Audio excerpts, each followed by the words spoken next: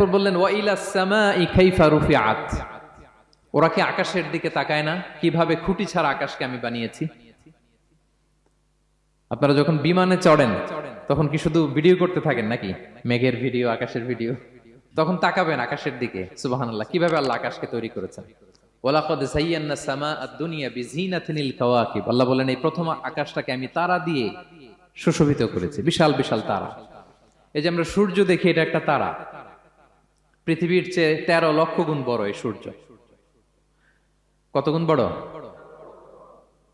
বলে ফেললাম হুট করে মুখ দিয়ে, কিন্তু কল্পনা করতে পারতেছি। তার মানে 13 লক্ষটা পৃথিবী সূর্যের মধ্যে রাখার জায়গা আছে। তাই বলে মনে করেন না যে সূর্য অনেক বড় সাইজের তারা, ন, সূর্য এই মহাশূন্যের খুব ছোট্ট সাইজের একটা তারা। সূর্যের চেয়ে লক্ষ কোটি গুণ তারা আছে। যে সূর্য পৃথিবীর চেয়ে 13 লক্ষ গুণ বড়, ওই সূর্যের চেয়ে কোটি গুণ বড় তারা আছে।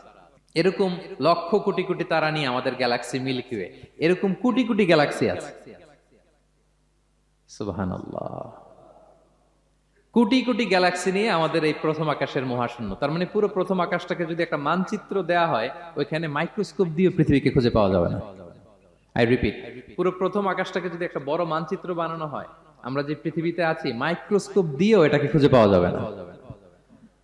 এই বিশাল প্রথম আকাশের মহাশূন্য যখন শেষ, এরপরে হচ্ছে প্রথম আকাশের লেয়ার, তারপরে হচ্ছে দ্বিতীয় আকাশের মহাশূন্য, তারপরে দ্বিতীয় আকাশের লেয়ার। বিষ্ণু ইসলাম বলেন দ্বিতীয় আকাশের তুলনায় প্রথম আকাশটা কত ছোট শোনো। সাহারা মরুভূমির মধ্যে যদি তোমার হাতের আংটি ছুঁড়ে ফেলে দাও, পুরো মরুভূমির তুলনায় তোমার হাতের আংটি যত ছোট, আল্লাহর দ্বিতীয় আসমানের তুলনায় প্রথম আসমানটা ঠিক তত ছোট। আবার তৃতীয় আসমানের তুলনায় দ্বিতীয় আসমানটা ঠিক ওই রকম। আবার চতুর্থ আসমানের তুলনায় তৃতীয় আসমানটা ওই রকম। এইভাবে 7 আসমান, এরপরে আল্লাহর কুরসি, মাউদাউল কাদামাইন, যেখানে আল্লাহ তার কুদরতি পা রাখেন। তো 7 আসমানটা যত বড়, পুরো সাহারা মরুভূমির মধ্যে আংটি ফেলে দিলে মরুভূমির তুলনায় আংটি যত ছোট, আল্লাহর কুরসির তুলনায় পুরো 7 আসমানটা ঠিক তত ছোট। কল্পনা করা যায়?